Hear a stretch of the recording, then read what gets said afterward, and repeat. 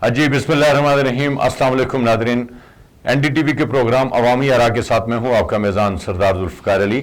आज बहुत सारे मौज़ूआत हैं जिनके ऊपर हम बातचीत करेंगे। मेरे साथ मौजूद हैं आज़ाद कश्मीर के मारूफ सहाफ़ी, सीनियर तजिया निगार, कालम नगार जनाब जावेद इकबाल हाशमी। हाशमी साहब, मैं आपको आज NDTV के प्रोग्राम में आमद पर खुश आमदीद करता हूँ। और सबसे पहले मुझे ये बताएं कि आज़ाद कश्मीर की क्या सियासी सूरत हाल है? काबीना बन गई है, नहीं बनी? काबीना बनने में कौन सी मुश्किलात हैं? बहुत शुक्रिया सरदार साहब। जैसा कि आप जानते हैं कि ईद के बाद से जो है ना बहुत सारे मामलात में अभी तक इल्तवा हैं।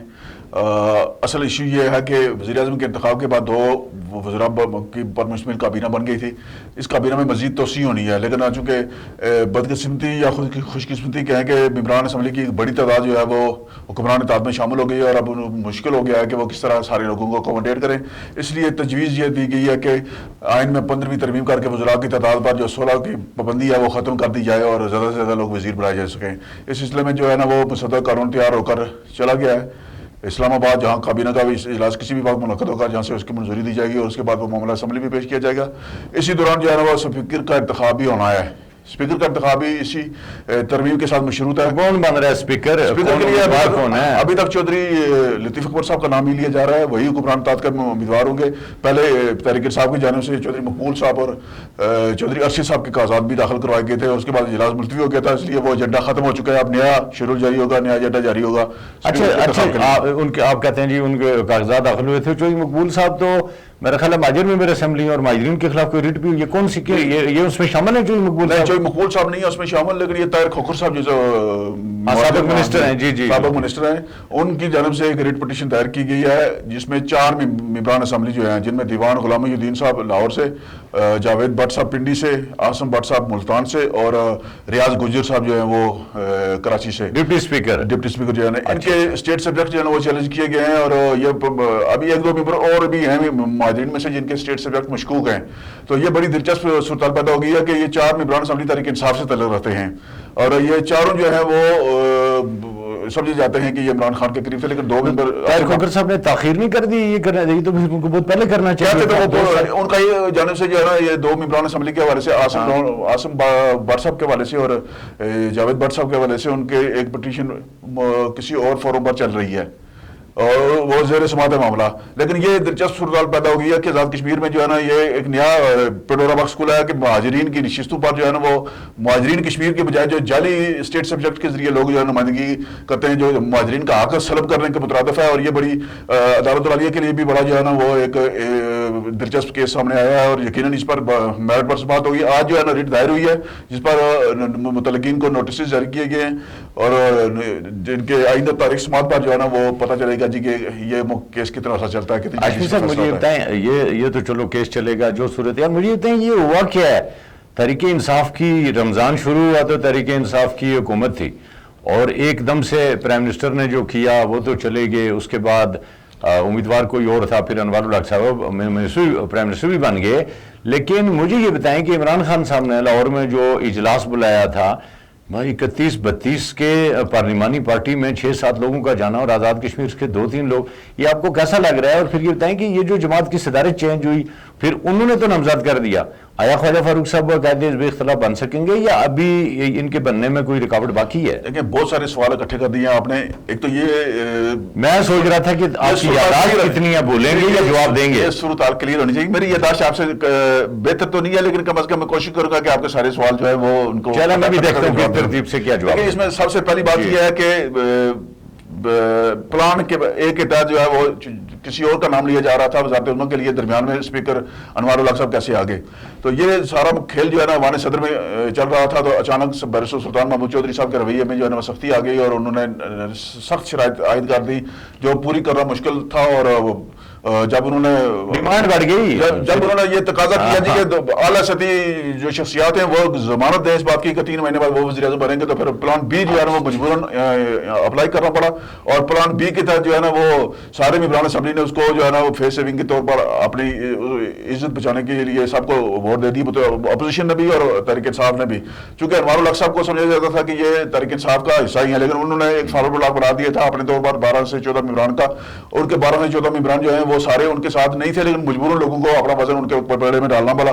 کوئی ممبران جو ہے نا وہ اپنے پوزیشن میں ہی تھے جہاں وہ ہوتے ہیں، لیکن ان کو ان کے انوار الحق صاحب کے پلڑے میں ان کو شامل کیا گیا. تو اس نتیجے میں آپ کو پتہ ہے کہ رات 1:30 بجے تک جو ہے نا یہ معاملہ چلا اور ان کا انتخاب ہوا. اس کے بعد جب معاملہ ہو گیا تو پھر لاہور میں تحریک انصاف والے جاگے. اس سے پہلے وہ سو رہے تھے. جب تنویر الیاس صاحب نائل ہوئے تھے تو ان کو دوسرے دن ہی اپنے وزارت عظمیٰ کا امیدوار جب یہ شیڈول جاری ہوا تھا تو اس کو نامزد کر دینا چاہیے تھا، لیکن انہوں نے تاخیر کی، جس کا فائدہ ملا متحدہ اپوزیشن کو بھی اور تحریک انصاف کے اندر جو ہے نا وہ ٹوٹ پھوٹ کا عمل جو ہے نا وہ زیادہ ہو گیا. اس ٹوٹ پھوٹ کے نتیجے میں تحریک انصاف کا سب سے زیادہ نقصان ہوا ہے، اور یہ نقصان مجموعی طور پر اس ریاست کی سیاست کا نقصان ہوا ہے. سیاست جو ہے نا وہ ڈیمیج ہوئی ہے، اور ممبران اسمبلی کا کردار بھی کھل کر سامنے آیا ہے کہ ثابت ہوا ہے کہ یہ ہمارے جو ممبران اسمبلی کی اکثریت ہے یہ سیاسی طور پر انتہائی ناپختہ ہے. ان کا سیاسی کردار جو ہے نا وہ کسی صورت بھی لائق ستائش نہیں ہے. اب اس کے بعد یہ وقت تحریک انصاف والوں نے لاہور میں پارلیمانی پارٹی کا اجلاس بلایا. تو پارلیمانی پارٹی میں توقع تھی کہ 15 سے 20 ممبران جائیں گے، لیکن بدقسمتی سے صرف 7 لوگ جا سکے. 4-5 ممبران جو ہے وہ بیرا انٹرچینج سے واپس ہو گئے. اور بیرسٹر سلطان محمود چودھری صاحب سے تعلق رکھنے والے جو 4-5 ممبران تھے ان کو راستے سے واپس بلا دیا گیا. اور 7 ممبران جب ادھر پہنچے تو انہیں عمران خان صاحب کو اس وقت پتہ چلا جی کہ میرے ساتھ تو یہ ہاتھ ہو گیا کہ پھر انہوں نے وہاں پارٹی کی صدارت فوری طور پر تبدیل کر دی. یہ مشاورت کے بعد ہونا چاہیے تھا. اتنا جلدی اجلت میں فیصلہ کیا گیا ہے، اس کے دور اثرات سامنے نہیں آ سکتے. کیوں نیازی صاحب اچھے سیاسی کارکن ہیں لیکن وہ ایک جماعت چلانے کی صلاحیت نہیں رکھتے. اور اسی اجلاس میں جو ہے نا وہ خواجہ فاروق صاحب کو قائد حزب اختلاف جو ہے وہ نامزد کیا گیا ہے. قائد حزب اختلاف کے انتخاب کا طریقہ کار یہ ہے کہ اپوزیشن کے تمام ممبران جو ہے نا وہ ایک ممبر پر متفق ہوتے ہیں، تو پھر اسمبلی سیکریٹریٹ جو ہے وہ اس کا نوٹیفیکیشن کرتی ہے قائد حزب اختلاف کا. ابھی جو بندے اپوزیشن میں آئے ہیں وہ تحریک انصاف سے ہی تعلق رکھتے ہیں، لیکن آگے جب وزارتیں کابینہ بن جائے گی، وزارتیں تقسیم ہوں گی، پورٹ فولیو تقسیم ہوں گے، تو اس کے بعد منظر واضح ہوگا کہ اپوزیشن میں کون کون بیٹھتا ہے. ابھی تک کلیئر نہیں ہے کہ اپوزیشن ممبران کی تعداد 7 ہی رہے گی یا یہ 15-20 تک جائے گی. مطلب خواجہ فاروق صاحب کے لیے ابھی یعنی وہ قائد اصلاح بنے نہیں ہیں، ابھی ان کا پروسیس ہونا باقی ہے اور اس میں کوئی مشکلات بھی ہو سکتی ہیں. جی ابھی وہ نامزد قائد حزب اختلاف ہے، انتخاب نہیں ہوا ان کا. ابھی اپوزیشن کا جو ہے نا اسپیکر کے انتخاب کے بعد کابینہ میں توسیع ہونی ہے. کابینہ میں توسیع کے بعد پتہ چلے گا جی کہ کون کون وزیر بنا ہے. جو وزیر نہیں بنے گا ظاہر ہے وہ پھر اپوزیشن میں بیٹھے گا، چونکہ سب کے ساتھ وزارتوں کے وعدے ہیں. اور مجھے لگتا ہے کہ آزاد کشمیر تاریخ کی سب سے بڑی کابینہ جو ہے نا وہ بنا کر صدر کا مواخذہ ہوگا. صدر کا مواخذہ یہ بڑا حساس معاملہ ہے. بیرسٹر سلطان محمود چودھری پھر آپ بات نہیں کریں گے؟ جی بات کریں گے انشاءاللہ. حساس معاملہ ہو سکتا ہے. حساس معاملے کا مطلب یہ ہے کہ یہ بمراہ ایسے نہیں ہے کہ چوک چوراہوں میں بیٹھ کر اس پر بات کی. صدر کا نہیں، اس کا طریقہ کیا؟ 2 تہائی اکثریت چاہیے صدر صاحب کے مواخذے کے لیے. 36 ممبران چاہیے. 36 ممبران ہو سکتے ہیں، لیکن بیرسٹر سلطان محمود چودھری صدر ہیں، کوئی عام آدمی نہیں ہے صدر. بیرسٹر سلطان محمود چودھری ایک جگہ غلطی کر گئے ہیں، اس کا مطلب یہ نہیں کہ وہ بار بار غلطی کریں گے. ان کی تحریک آزادی کشمیر کے لیے اور آزاد کشمیر کی سیاست کے لیے، یہاں خطے کی اندر وفاداری اور رواداری کی سیاست کے لیے ان کی بڑی خدمات ہیں. ان کا بڑا کردار ہے آزاد کشمیر کے اندر، خطے کے اندر جو ہے نا توازن قائم رکھنے کے حوالے سے بھی ان کا بڑی. آپ ان سے خاصے متاثر لگتے ہیں. میں متاثر نہیں، یہ حقیقت ہے. کوئی مانے یا نہ مانے. متاثر ہیں یا متاثر ہیں؟ جی میں نہ متاثر ہوں نہ ان سے متاثر ہوں. اچھا.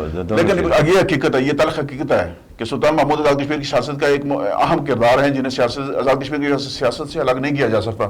اگر مواخذے کی غلطی کی گئی، بیرسٹر سلطان محمود کے مواخذے کی کوشش کی گئی، تو جو بیرون ملک لوگ ہیں وہ یہ فیصلہ قبول نہیں کریں گے. جی تو اوورسیز جو ہے نا ان کا ہماری معیشت میں، ہماری معاشرت میں، ہمارے آزاد کشمیر کی ترقی اور خوشحالی میں، اور پاکستان کے اس میں جو پاکستان کی معیشت ہے وہاں سے مبادلہ ارسال کرنے کے حوالے سے کشمیری تارکین وطن کا بڑا کردار ہے. پھر وہاں ایک بیرون ملک جو ہے نا وہ غیر ملکی جو سیاسی ایجنسیاں ہیں وہ بھی بیٹھی ہوئی ہیں، تو وہ اس ایشو کو پروموٹ کریں گے، ہائی لائٹ کریں گے، اور پاکستان اور مسلح افواج پاکستان اور پاکستان کی سلامتی کے حوالے سے بیرون ملک جو ہے نا وہ منفی پروپیگنڈے کا موقع ملے گا، جس کا تحریک آزادی کشمیر کو ناقابل تلافی نقصان ہوگا. اس لیے میں سمجھتا ہوں کہ بیرسٹر سلطان محمود چودھری کا جو مواخذہ ہے وہ سیاسی بیانیے کے طور پر تو ہونا چاہیے، لیکن عملی طور پر اس طرف نہیں جانا چاہیے. اچھا، یہ انوار الحق صاحب پرائم منسٹر بن گئے، کوئی بڑے فیصلے آپ کے نظر میں مختصراً کون سے بڑے فیصلے انہوں نے کیے جو عوامی مفاد میں؟ ابھی تک تو انوار الحق صاحب جو ہے نا وہ درست سمت میں پیش قدمی کر رہے ہیں. سب سے پہلے تو انہوں نے پروٹوکول لینا چھوڑ دیا ہے. ٹھیک ہے، باضابطہ تحریری. لیکن جب وہ اسپیکر تھے تو اسپیکر کے طور پہ تو انہوں نے پروٹوکول بڑھایا بھی تھا اپنا. یہ بھی اسپیکر دیکھا نا، اسپیکر کے عہدے کے لیے تو سب کو انہوں نے روایت ڈالی تھی اس کی پروٹوکول کی. ان سے پہلے پروٹوکول نہیں تھا، مطلب اس دفعہ نہیں، پچھلی دفعہ جب یہ اسپیکر بنے تھے تو اس وقت یہ پروٹوکول کی روایت ڈالی گئی تھی. اس کے علاوہ انہوں نے گڈ گورننس کی طرف جو ہے نا وہ عملی اقدامات اٹھائے ہیں بہت سارے، 2-3 میٹنگز کی ہیں اسلام آباد میں، بیوروکریسی کو کلیئر واضح پیغام دیا جی کہ کام کرنا پڑے گا.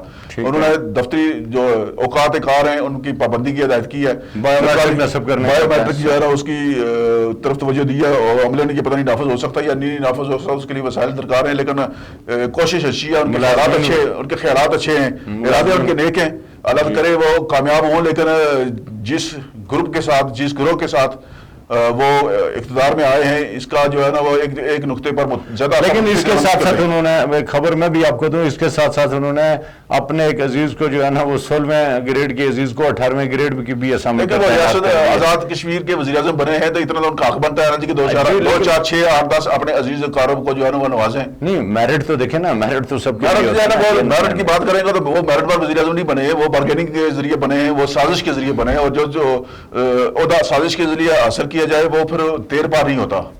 اس کے لیے آپ کو قدم قدم پر بارگیننگ کرنی پڑتی ہے، قدم قدم پر آپ کو جو ہے نا اصولوں پر سمجھوتے کرنے پڑتے ہیں. وہ باصول شخصیت ہیں اور ان کے اصولوں کا امتحان شروع ہو گیا. لیکن اب سمجھوتے کرنے پڑیں گے. بہت شکریہ جاوید ہاشمی صاحب، آپ نے بہت سارے موضوعات کے اوپر جو ہے آج بات کی.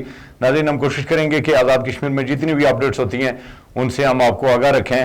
اگلے پروگرام تک اپنے میزبان سردار ذوالفقار علی اور معروف تجزیہ نگار جاوید اقبال ہاشمی کو اجازت دیجیے. اپنا خیال رکھیے گا. اللہ نگہبان.